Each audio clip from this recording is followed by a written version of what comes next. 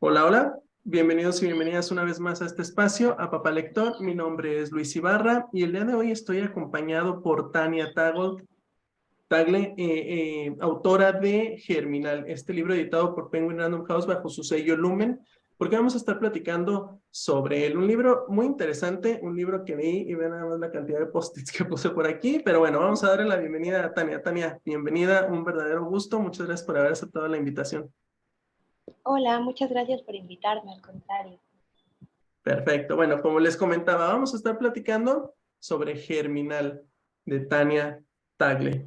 Eh, este es un libro de ensayos, pero para mí, y ahorita vamos a dejar que por favor, y vamos a pedirle de favor a Tania que nos platique qué vamos a encontrar dentro del libro, pero además de un libro de ensayos, para mí es un libro de narrativa de aventura, porque por ahí hay una crónica, hay una bitácora, hay un suceso de situaciones y de hechos a lo largo de una parte de la vida de Tania que lo convierten en toda una verdadera aventura que es, a final de cuentas, la maternidad, ¿no? Desde el embarazo hasta la crianza. Pero bueno, como les comentaba, vamos a permitir que Tania, de favor, nos platique qué encuentra el lector cuando abre las páginas de Germinal, por favor.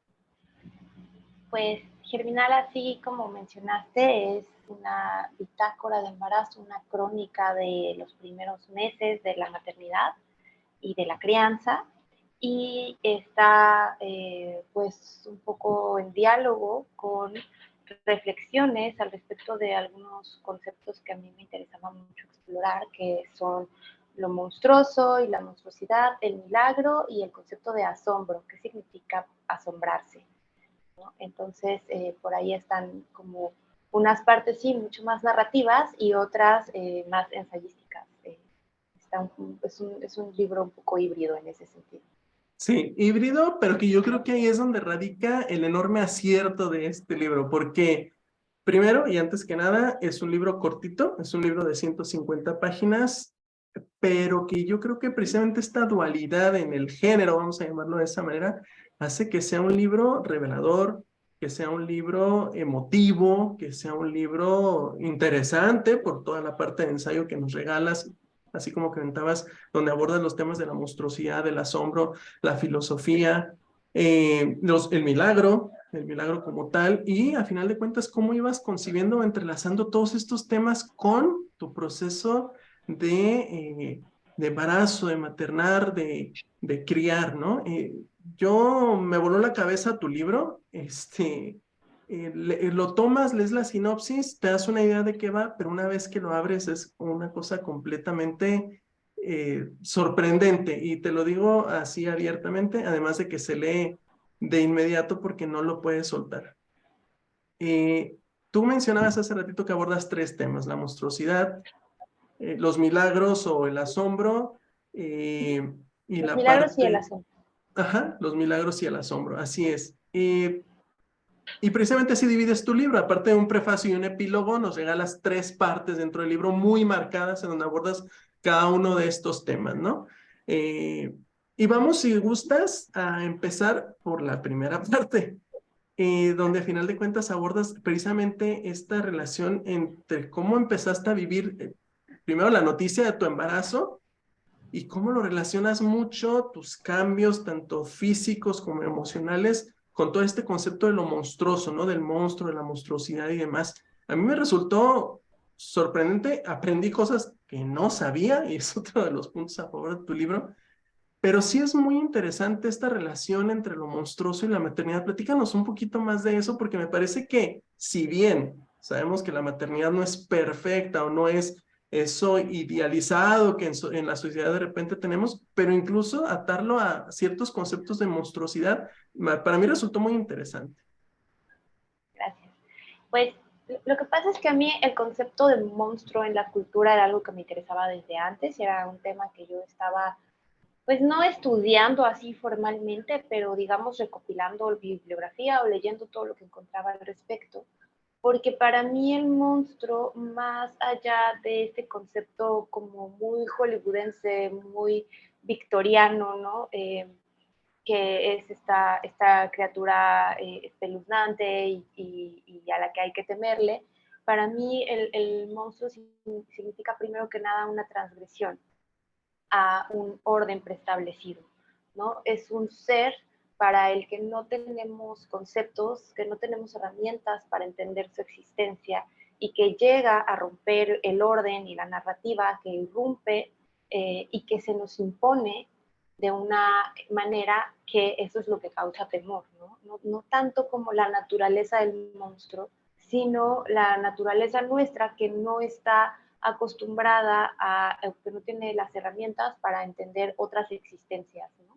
Entonces, para mí, cuando yo estaba reflexionando todo esto al respecto del monstruo, porque la parte transgresora de la monstruosidad es la que a mí me interesaba, es decir, esta parte que nos confronta, que de alguna manera nos obliga a repensar toda la narrativa, esa era la parte que a mí me interesaba y cuando empecé a escribir al respecto de eso, me di cuenta que se empataba perfectamente con el proceso que yo estaba viviendo en mi embarazo. Para mí, en mi embarazo también era una cosa que había irrumpido abruptamente en mi vida, había roto la narrativa que ya tenía yo establecida, que se me estaba presentando como algo para lo que yo no tenía herramientas tampoco, y que me daba miedo por eso, ¿no? Entonces Exacto. encontré como esos paralelismos pues de ahí siento que todo el texto se fue tejiendo de una forma muy natural.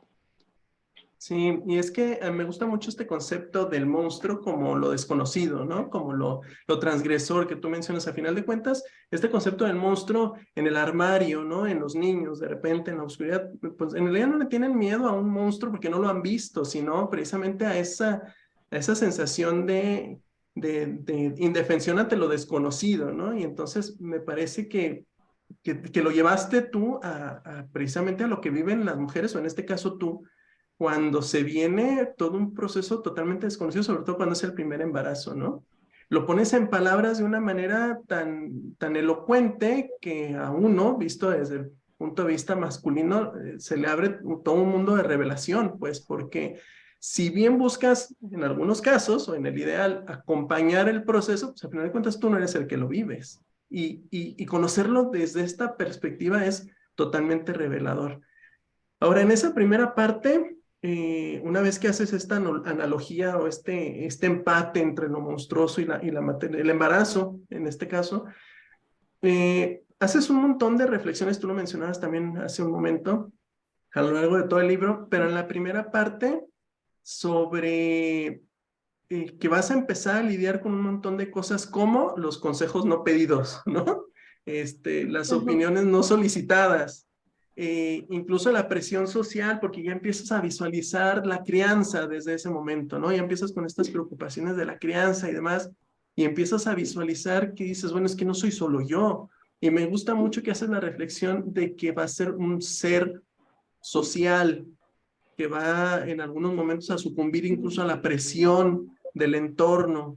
Esa parte a mí me resultó muy, muy interesante porque yo creo que hay una tendencia a creer que la crianza es un proceso egoísta, ¿no? Totalmente individual, cuando en realidad no es así. Entonces me gustó mucho que lo hayas incluido en tu reflexión. Totalmente. Pienso que para mí era muy importante como dar cuenta de todas las cosas que se te van como ocurriendo cuando estás, que no es ocurriendo la palabra, de repente siento que no habías pensado en muchísimas cosas. Cuando uno decide continuar un embarazo, cuando uno decide ya convertirse en madre o padre, eh, tiene como un montón de cosas en las que sí piensa y otras que jamás se te habían ocurrido, ¿no? Sí, Y entonces, esas que jamás se te habían ocurrido para mí fueron las más asombrosas, porque me di cuenta de que pues mi mundo hasta ese momento era súper reducido, ¿no? O sea, como que se me amplió y entonces empecé a tener un montón de cuestionamientos al respecto de lo social, de lo que yo podía y no podía, o sea, porque todos decimos, cuando tenga mis hijos voy a hacer así, no voy a hacer esto, van a ser de esta manera, y, y no te das cuenta que estás inserto en un cuerpo social y que ese cuerpo social está criando junto contigo y que todo lo que, por más que tú te esfuerces en hacer o decir o lo que sea, digamos que estás sola en la crianza para unas cosas muy concretas y no estás sola para otras, ¿no? Para otras estás criando junto con con toda la sociedad. Eso no lo piensas, ¿no? Uno siempre cree que uno puede moldear a los hijos como si fueran plastilina y que mis hijos van a ser así, no van a ser así, van a tener estos hábitos, van a querer esto. Y después, pues, no sé, cuando yo me enfrenté a, yo voy a criar a un niño para que sea así, pero lo social está ahí todo el tiempo, ¿no? Y eventualmente también va a dejar rastro en eso. Y, y lo mucho que hay de imposición en la crianza, ¿no? Ahora sí que Mucho.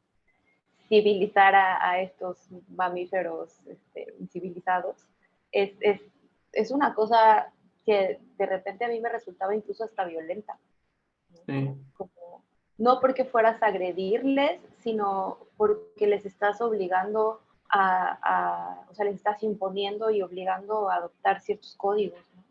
Y todo eso también está ahí en el libro. Sí. Cuando hablas del color azul, cuando hablas del Por color ejemplo, azul, por ejemplo, exactamente, eso al final de cuentas es una imposición.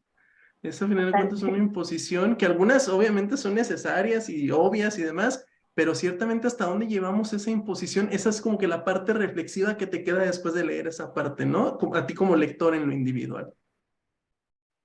Claro, de eso. Y por ejemplo, yo lo que pensaba cuando escribía eso era que el hecho de que los niños, los bebés incluso, todavía no hubieran adquirido nuestra lengua para comunicarse, no significaba que no tuvieran un lenguaje, Ujú. porque se comunican y nosotros logramos entender lo que comunican, ¿no? Logramos entender qué tipo de llanto están teniendo, cuando hacen un cierto sonido que significa que están bien, que están satisfechos, que se sienten mal, eh, tienen todo un lenguaje en su gesticulación, o sea, digamos, hay todo un sistema de comunicación prelingüístico con los niños. Sí, Y cuando totalmente uno de les está acuerdo. enseñando, y cuando uno les está enseñando la lengua, de alguna manera también les está arrebatando ese sistema de comunicación. Y nunca vamos a saber cómo es que procesaban toda la información y los estímulos que recibían del mundo, pero de que los estaban procesando, los estaban procesando. Y, y, y como que yo pensaba, es muy triste que eso se pierda sin nunca haberlo conocido. Sí, totalmente de acuerdo. Y en esta primera parte también abordas de cierta manera o en cierto grado cierta pérdida de identidad que sufre la mujer ante el embarazo mismo, ¿no? O ante el bebé, ante el producto, porque ya no eres tú, ya no es cómo estás y se acabó, sino ya es cómo estás, cómo está el bebé, cómo va el embarazo, en qué semana vas y demás, ¿no? Entonces, es muy interesante porque otra vez pones en palabras lo que de alguna manera todos vemos, todos conocemos, pero lo compartes con tu perspectiva, con tu sentir, y entonces vuelve este texto también muy íntimo, porque son muchos tus ideas, tus pensamientos, tus palabras propios, los de Tania, y entonces eso hace tu texto muy, muy íntimo. Gracias. Sí, creo que hay una cosa, como igual, volviendo al tema de lo social, que tenemos o sea, como muy poco reparamos en esto. La sociedad cuida a las mujeres embarazadas. Cuando estás embarazada te dan el paso en la calle, te dan el asiento en el transporte público, la gente se preocupa por ti. Pero en lo que no reparamos es en que no te cuidan a ti como mujer que está embarazada, sino que cuidan a tu producto. O sea, lo que les importa es el bienestar del bebé. En realidad tú eres como una vasija que no se debe de romper, pero para preservar a ese otro recién llegado a la especie que la va a perpetuar, no es que te estén cuidando a ti. Cuando tú estés embarazada te das cuenta que en realidad te están infantilizando, que todo el mundo te dice, oye, pero si puedes comer eso, deberías sentarte, no deberías hacer ejercicio, deberías caminar más. Todas las personas están como tratando, dicen de cuidarte, pero en realidad no es que les importe tu bienestar. Eh, y una se llega a sentir así, llega a sentir, hay días en los que yo pensaba, yo no quiero ya, o sea, hablar del embarazo ni del bebé, un día nada más. Sí, Y pues era difícil. Muy complicado, me imagino.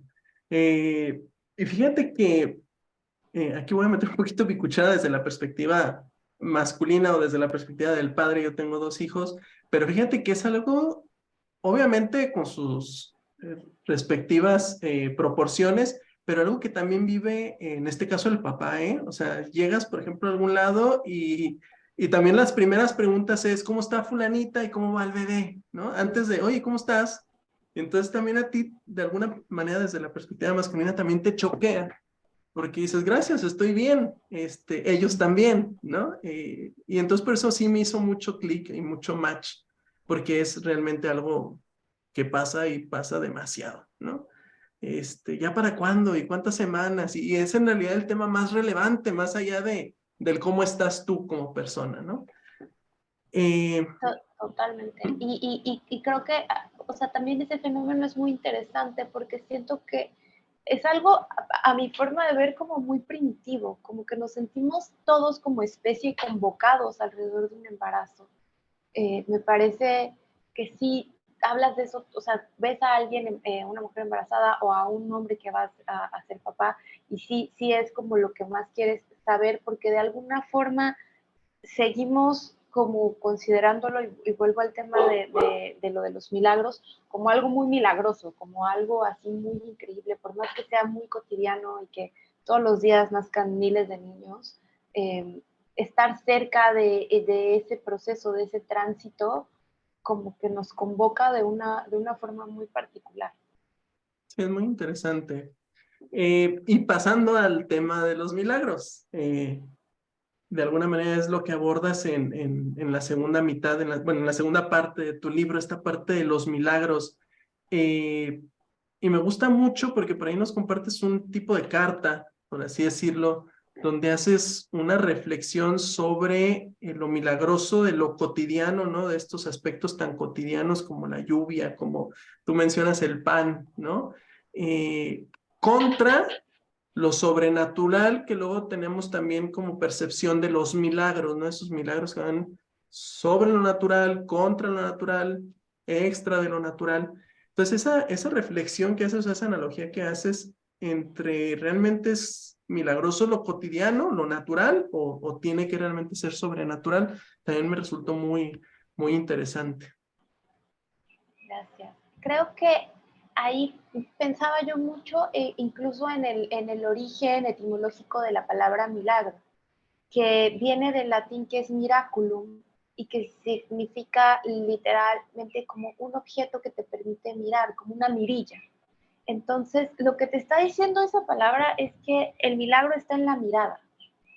Quien mira es que, o sea, bien visto, todo puede ser milagroso, ¿no? Está en quien mira. Y entonces, cuando ya se mete como la iglesia y empieza como justo a catalogar y tasar y medir los milagros, es cuando ya tenemos estas categorías de los milagros sobrenaturales, los milagros contranaturales, los milagros extranaturales, no sé qué, pero el milagro originalmente es secular, es pre-religioso. eh, y consistía nada más en poder observar la realidad de una forma en que se develara lo milagrosa que es, ¿no? Y a mí me gusta mucho esa acepción porque cuando te dicen que los partos y que los bebés son milagros, pero al mismo tiempo te dicen, no te preocupes, todo es muy natural, vas a saber qué hacer porque así es la naturaleza, pues entras en mucha confusión. Un Entonces, para mí, conflicto. desentrañar eso también me ayudó. Sí, y bueno, y en esta segunda parte, al igual que en la primera, la incertidumbre y el miedo sigue presente, porque al final de cuentas sigues viviendo este proceso de tratar de entender lo desconocido, ¿no? Lo que se viene, lo que vendrá. Eh, y eso otra vez humaniza mucho el relato, ¿no? Esta plática que tú nos vas compartiendo a lo largo del libro. Algo que quiero resaltar mucho es que en tu libro vas empatando, pareciera uno a uno, el capítulo de ensayo, por así decirlo, con el capítulo de la bitácora del embarazo, pero obviamente con relación, ¿no? Un capítulo lleva relación con el otro, nos lo explicas desde la parte interesante o documental y demás, y luego nos lo explicas desde la parte vivencial, la parte íntima, la parte humana. esta manera de narrarnos o de construir el libro me parece un acierto total. Parecieran dos textos, como tú mencionabas hace rato, pero que al final de cuentas convergen y se entrelazan. Me imagino que de alguna manera, porque lo siento, me parece que fue como natural, ¿no? Este enlace que tú hiciste entre ambos aspectos. Pues es que ahí hay una cosa. Germinal originalmente era dos textos. Yo estaba Oh, escribiendo, o sea, yo estaba escribiendo mi bitácora del embarazo mientras estaba embarazada y estaba, pues era así como un diario de embarazo que estaba llevando porque quería pues recordar documentar. cosas, sí, como documentar y porque pues, yo siempre estoy escribiendo y escribo mucho de mi vida, entonces pues estaba en esa parte. Y por otro lado tenía, te digo, este proyecto de escribir un ensayo sobre el concepto de monstruosidad en la cultura y en la literatura porque ese tema me interesaba desde que estaba yo en la universidad y entonces cada que yo encontraba algo que tuviera que ver con eso, pues hacía como una pequeña fichita bibliográfica y estaba escribiendo, o sea, estaba recopilando para escribir este otro texto y estaba haciendo el texto de embarazo. O sea, en algún momento me di cuenta que esos dos proyectos de escritura estaban como que platicando entre sí, como que se correspondían y como que se contaminaban en un buen sentido. Y entonces dije, no, son la misma cosa. Tengo que, y pues ya los puse a platicar en el libro y por eso resultó eh, pues este texto tan, por una parte anecdótico y por otra parte lleno de referencias, ¿no? Sí. Y bueno, a mí la verdad es que me gustó mucho. Y bueno, pasaríamos a la tercera parte. Es una tercera parte donde de alguna manera dejas constancia de algo que quien tiene hijos sabe y conoce que es, que en realidad vuelves a vivir todo, pero ahora a través de los ojos de tus hijos, ¿no? Desde el asombro por los mínimos detalles, como tú lo mencionas, cubrirte y descubrirte en este juego, que yo creo que todo papá y toda mamá ha practicado con su bebé, hasta las gotas de lluvia, vaya, los más mínimos detalles, ¿no? Este asombro fantástico al que los bebés se someten día a día, porque obviamente van descubriendo todo por primera vez, pero tú como mamá lo vuelves a vivir y lo vuelves a vivir con el mismo asombro porque estás compartiendo con tu hijo. Entonces, yo creo que dejas en manifiesto mucho eso en la tercera parte. Sí, gracias. Ya es una parte, digamos que las dos primeras partes tienen, pues las escribe una mujer muy asustada, este, como muy, a mí me servía mucho la escritura de este libro para, pues sí, para calmarme un poco, porque yo sí estaba muy nerviosa, no sabía qué me esperaba. Y lo que pasa con la tercera parte del libro es que yo en el prólogo digo, este libro está hecho de curiosidad y de miedo. ¿No?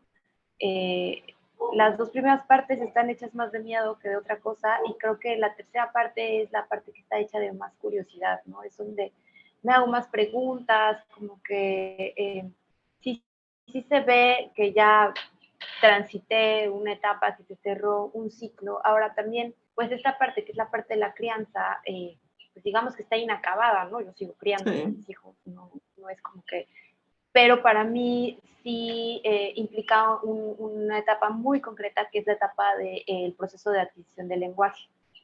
Cuando desde que nacen hasta que aprendieron a hablar, para mí es como para una primera etapa de la crianza que en mi caso, yo como por mi formación de lingüista, yo siento que las personas se convierten en sujetos cuando pueden enunciarse, es decir, cuando pueden decir yo, ahí construyen su subjetividad, ¿no? Entonces, para mí esta primera etapa es desde que son bebés hasta que logran hablar de sí mismos en primera persona y entonces ya son sujetos, ¿no? Y eso es como un salto gigante, para mí es el salto más grande que damos los seres humanos, más allá de eh, ir a o sea, graduarnos de lo que sea, o sea, aprendimos a hablar, ¿no? Aprendimos a hablar y aprendimos a hablar de nosotros y a comunicarnos y somos como estos sujetos lingüísticos que tienen una conciencia lingüística y esa etapa para mí fue increíble presenciarla, ¿no? O sea, como acompañante. Sí, como acompañante totalmente. Pero bueno, mencionas ahorita que las primeras dos partes fueron como de incertidumbre, como de miedo, pero de todos modos en la tercera parte también evidencias que se desbloquean nuevos miedos y preocupaciones, ¿no? Precisamente en este descubrimiento junto a ellos, desbloqueas nuevas cosas que no veías antes, ¿no? Porque antes no cobraban importancia, no la tenían en lo absoluto, pero ya la cobran y entonces se desbloquean nuevos miedos y nuevas preocupaciones. Y ahí me parece que toda persona que esté criando va a coincidir totalmente contigo, yo entre ellos. Sí, creo que ahí es la parte de la angustia. Lo que pasa es que esta tercera parte, donde el tema, digamos, principal es el asombro, también llegué a darme cuenta de que uno piensa en el asombro desde un lado muy luminoso, como una emoción, pues, que tiene mucho de maravilla y así. Pero también existe el asombro ominoso, o sea, el asombro de lo terrible, el asombro que De la horroriza catástrofe. o que paraliza. De hecho, a mí me gustó jugar como con esa palabra, porque la idea de hacerse sombra, ¿no? Entonces hay una parte del libro que dice que asombrarse significa hacerte sombra, como cuando haces esto, para que algo más se ilumine y seas capaz de verlo, ¿no? Pero en realidad, etimológicamente, esta palabra viene de las batallas en las cruzadas, cuando uno de los que iban a pelear se daba cuenta que alguien lo tenía por la espalda porque veía su sombra, ¿no? Y entonces lo tomaba desprevenido. Cuando veía o sea, cuando ya lo iban a tirar del caballo, lo que alcanzaba a ver nada más era la sombra. Entonces, asombrarse tenía que ver con ser tomado por sorpresa de manera desprevenida, y de ahí se empieza a usar esa palabra en la Edad Media, ¿no? Lo asombró. Significa, Interesante. lo tomó por sorpresa y lo derribó. Entonces, y eso pues ya se expandió, pero el asombro también es eso, ¿no? Sí, y queda plasmado. Ahora, hay algo muy sutil en tu texto en esta tercera parte y que quiero rescatar antes de que pasemos al epílogo y al cierre de tu libro, que también es muy fuerte, es muy emotivo sobre todo, pero hay algo muy sutil en tu tercera parte, que es que somos ejemplo aun cuando no estamos conscientes de que lo somos. Por ahí nos regalas una pequeña línea en donde explicas que tu bebé aprendió a llamar a tu perrito por como lo llamas tú, ¿no? Con una señal de la mano. Cuando nunca fue tu intención enseñar esa parte, ¿no? Entonces termina siendo ejemplo aun cuando no eres consciente de o con lo que no quisieras, ¿no?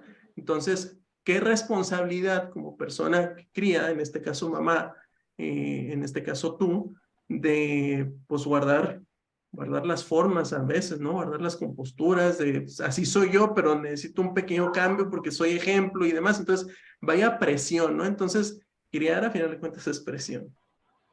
Mucha presión. Sí, por ahí dice también, puse que es como tener todo el tiempo una olla de leche hirviendo en la Sí. estufa, ¿no? Esta sensación así. Y sí, lo noto todo el tiempo, ese es un ejemplo, pero mis hijos tienen muchísimos gestos míos, buenos y malos.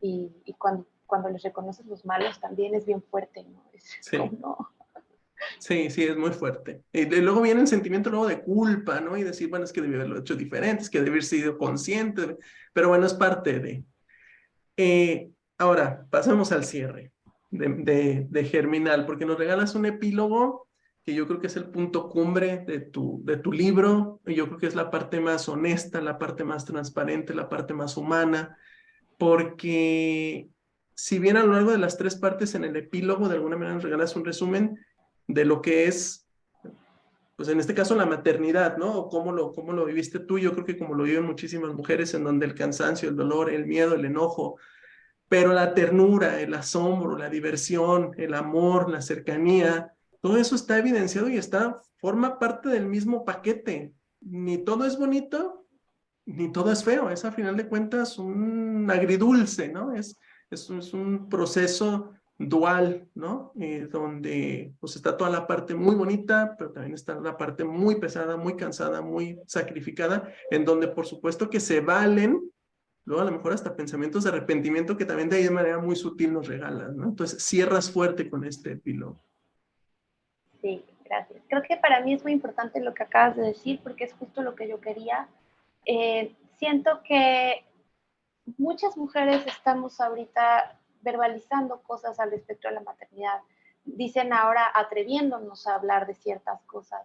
Pero lo que yo siento que está pasando también es que de pronto, pues hablamos también de la maternidad, decimos hay que desromantizarla, hay que desidealizarla, pero de repente me encuentro ya como es horrible, es puro sufrimiento, es puro dolor y puro Se fue para el martirologio. otro lado. Y tampoco, ¿no? Y a mí Ujú. me interesaba mucho decir, bueno, sí, la maternidad tiene partes bien oscuras y partes bien luminosas, y yo lo que quiero que esté en el libro es ese claro oscuro, ¿no? Ese juego de luces y de sombras. No todo es luminoso, pero no todo es terrible, ¿no? Sí. Y me gusta que lo hayas, o sea, bueno, que sí haya captado eso, porque para mí era muy importante, ¿no? Queda totalmente plasmado y yo creo que el mensaje es claro, yo creo que el mensaje es contundente.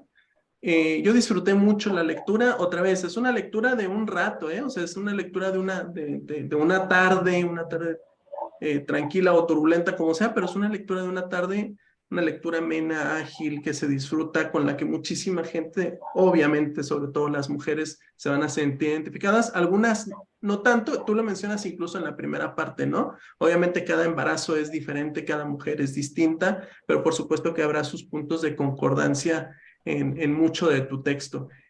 Tania, me lo pasé muy agradable, la verdad es que refrendarte que me gustó mucho tu libro, obviamente desde la óptica masculina, mis respetos, ¿no? A este proceso tan desafiante que viven las mujeres que deciden ser madres, y pues vaya, que pues agradecerte el libro, agradecer tu tiempo, agradecer a Penguin Random House el haber hecho posible esta entrevista. Espero que te haya agradado mucho este tiempo. Me la pasé increíble, muchísimas gracias, disfruté mucho platicar contigo. Perfecto. Bueno, pues una vez más, gracias a Penguin Random House, a Tania, a, a todas aquellas personas que hayan visto este video y bueno, pues nos vemos en una próxima oportunidad. Hasta luego. Hasta luego.